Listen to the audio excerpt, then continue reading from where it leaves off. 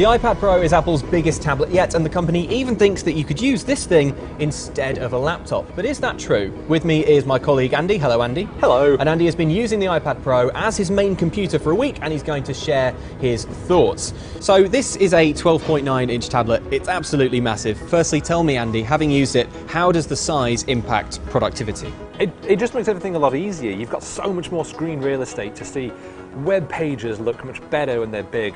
Working on text documents, just writing, word processing, such a basic task, but it's made much better by having a big screen. And of course, when you can now use two apps side by side, having that bigger screen makes that so much easier to do. So let's talk about the keyboard and the stylus, or as Apple calls it, the pencil. Now, something I think everyone is going to be keen to know is, are these two accessories actually useful, or are they just a gimmick? They are really useful. I mean, we've had third-party keyboards to work with Apple's iPad Air before now, but because it's smaller, they're not full-size keyboards. This one is, and it's super comfortable to type on. So actually, you can really work on long emails and long documents. I've written 2,000-word articles on this thing perfectly comfortably. I couldn't do that before. Of course, the pencil is really accurate, so if you're working on photo editing, for example, or sketching, you can do that really easily with this.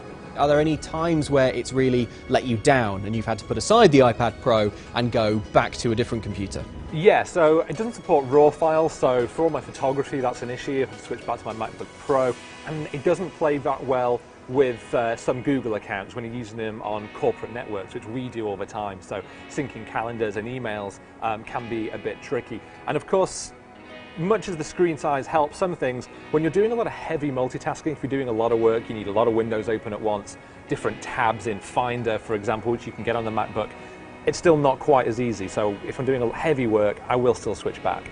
The big question is, could you buy this instead of a laptop? Yes, I would say you absolutely can. But you should actually think carefully about what it is you actually want to do from it. If you need USB ports, people give you files, here's the new document, work on this please. You're going to have to use Dropbox for things like that, because of course, no USB ports. But you can work well on this thing. The keyboard's great, it's got so much power, and that big screen does make most office tasks you would ever want to do super easy. And of course, at the end of the day, you still then got a tablet for entertainment, and that's great. It does both things you want. So that's what Andy thinks about the iPad Pro, but what are your thoughts on Apple's